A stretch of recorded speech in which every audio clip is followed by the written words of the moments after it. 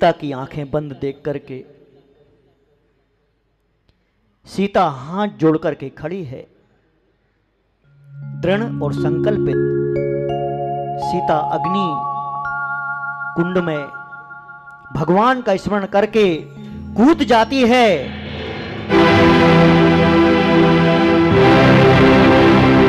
परंतु तभी सीता जैसे ही अग्नि कूदती है और वहां पर तुरंत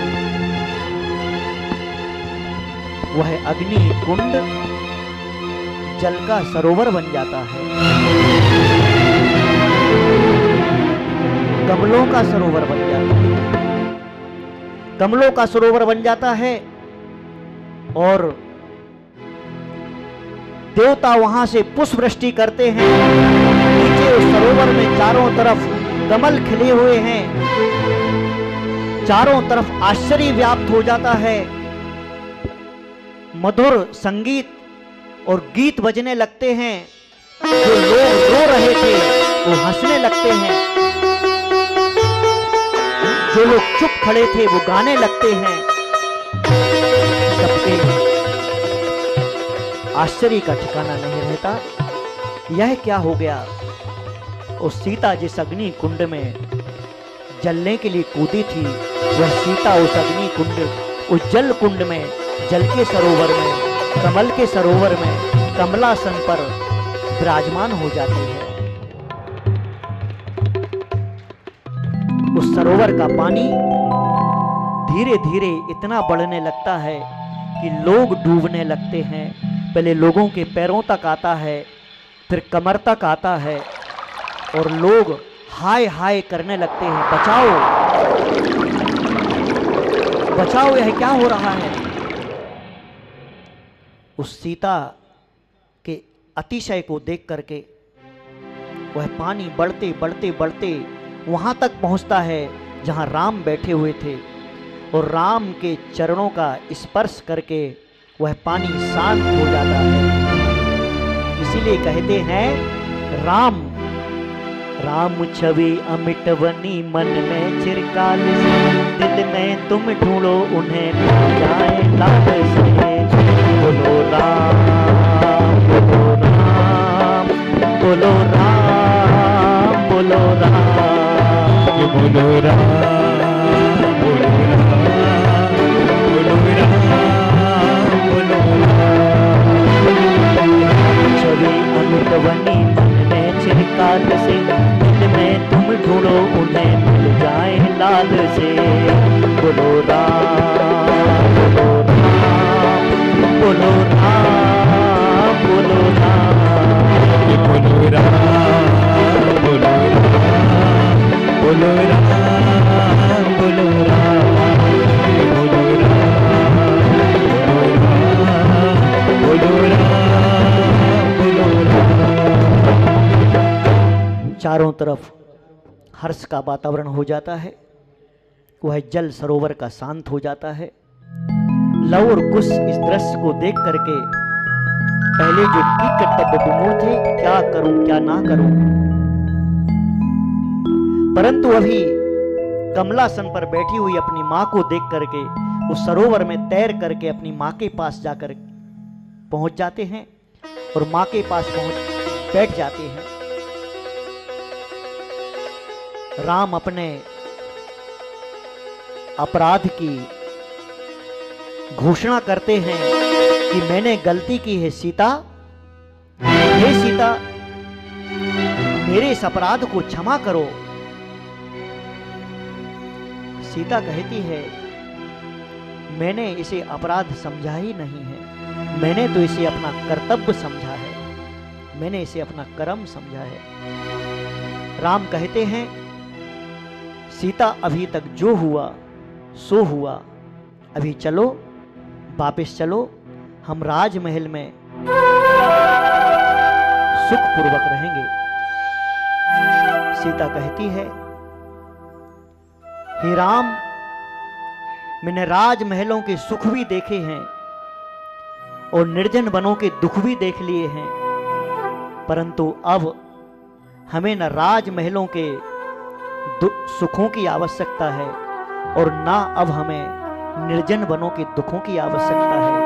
अब तो मुझे आवश्यकता है कि जो शेष बचे हुए हमारे कर्म हैं वो कैसे नष्ट हों, अब मैं इसका उपाय करूंगा। सीता सीता ऐसा मत बोलो, सीता ऐसा मत कहो। राम डर जाते हैं। सीता तुम ऐसा क्यों कह रही हो, ये क्या कह रही हो?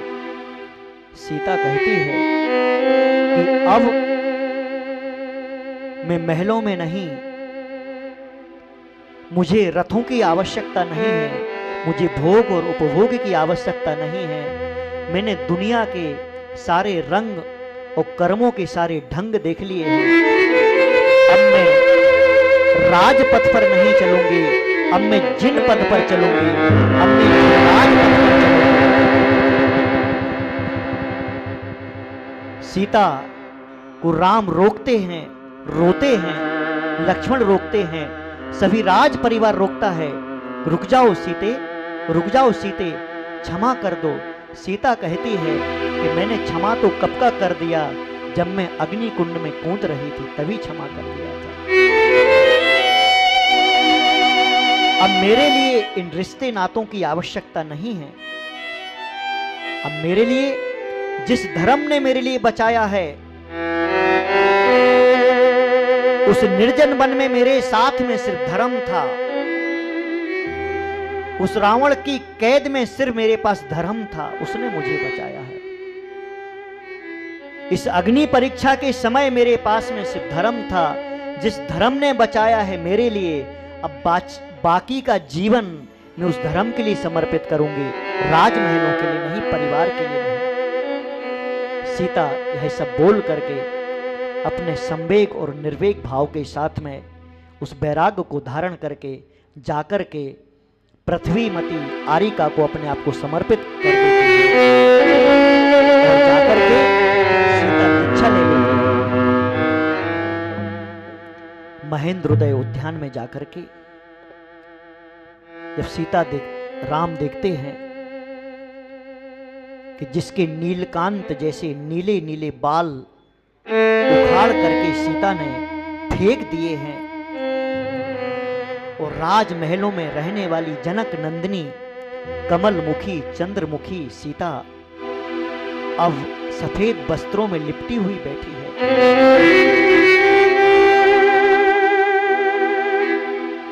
उस आरिका सीता के लिए राम प्रणाम करते हैं और सरभूषण केवली से पूछते हैं, हे भगवान, धर्म का निरूपण और धर्म का उपदेश दीजिए। तब वह चारों गतियों के दुखों को बता करके दुखों को दूर करने का उपाय बताते हैं। राम पूछते हैं, हे भगवान, मेरे लिए आप बताइए, क्या मैं भव्य हूं? तब सरभूषण भगवान अपनी दिव्य ध्वनि के माध्यम से कहते हैं, हे राम, तुम भव्य भी हो और इसी भव से मोक्ष भी जाओगे। चिंता मत, तुम निकट भव्य तद्भव मोक्षगामी हो। इस प्रकार इस दृश्य को देख करके जो कृतांतवक्त सेनापति था, वह कृतांतवक्त सेनापति सरभूषण केवली के चरणों में निवेदन करता है, हे प्रभु, मैंने संसार में अनेक युद्ध लड़े हुए हैं, जीते हुए हैं, अब मैं कर्मों से युद्ध करना चाहता हूं और मुझे जिन दीक्षा दीजिए। राम सुनकर के घबरा जाते, अरे कृतांतवक्त, तेरे बिना मेरी सेना का संचालन कौन करेगा? सेनापति कहता है, राम, आज तक मैंने बाहर की सेना का नेतृत्व किया है, अब मैं कर्मों की सेना से लड़ने के लिए तैयार हो रहा हूं, इच्छा लेने दो। राम के समझाने पर भी वह नहीं समझता है और राम के सामने ही वह कृतांतवक्त सेनापति दीक्षा ले लेता है। राम भगवान से पूछते हैं, हे प्रभु, हे भगवान, आप मेरे लिए यह बतलाइए कि मैंने ऐसा कौन सा पुण्य किया है जिससे मैंने इतना बड़ा भारी पुण्य का पद और इतना बड़ा यश पाया है। तब भगवान कहते हैं, राम, इस संसार में भटकता हुआ कोई एक जीव एक दिन अपने गांव से दूसरे गांव की ओर जा रहा था। रास्ते में वहां एक आश्रम पड़ता है। शाम हो जाती है, सूरज ढल जाता है और जब रात होने पर तू उस आश्रम में रुक जाता है। उस आश्रम में वह बालक कहता है, मेरे लिए भूख लगी हुई है, भोजन के लिए कुछ दीजिए।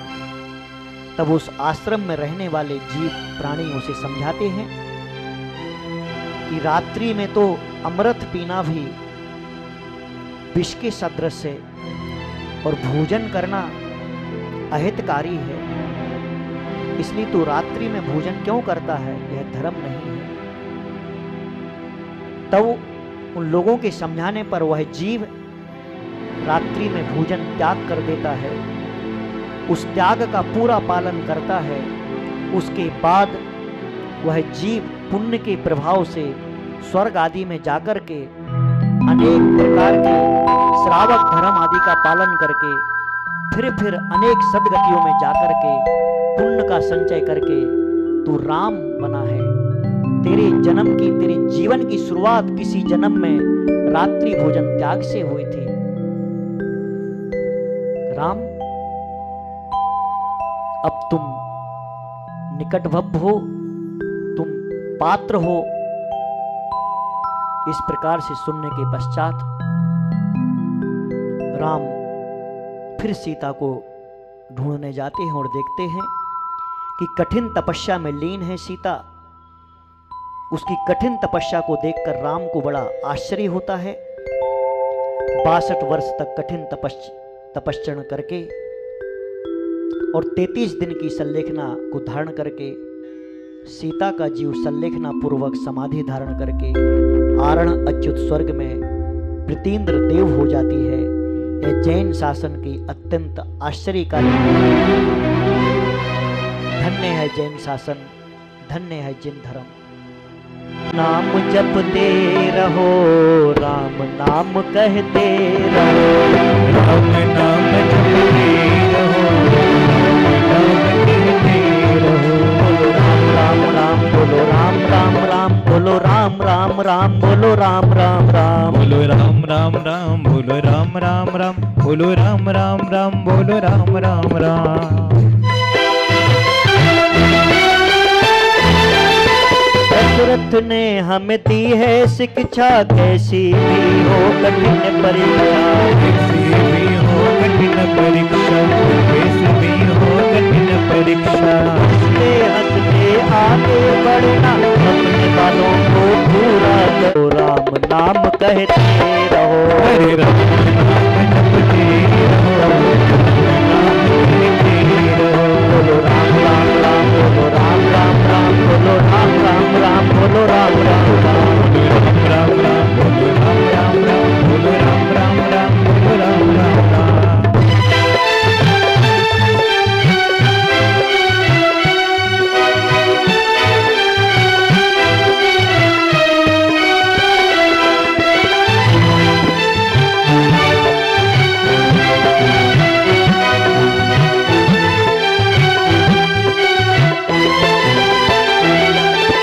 राम ने पुत्र का, लखन ने भाई का, सीता ने पत्नी का, हनुमान ने मित्र का। सीता ने पत्नी ने हनुमान मित्र का, सीता ने पत्नी ने हनुमान मित्र का। आदर्श सबने अपना निभाया, जग को जीवन जीना सिखाया, जग को जीवन जीना सिखाया, जग को जीवन जीना सिखाया। राम नाम जपते रहो, राम नाम कहते रहो, राम नाम जपते रहो, राम नाम कहते रहो। बोलो राम राम राम, बोलो राम राम राम, बोलो राम राम राम, बोलो राम राम राम। बोलो राम राम राम, बोलो राम राम राम, बोलो राम राम राम, बोलो राम राम राम।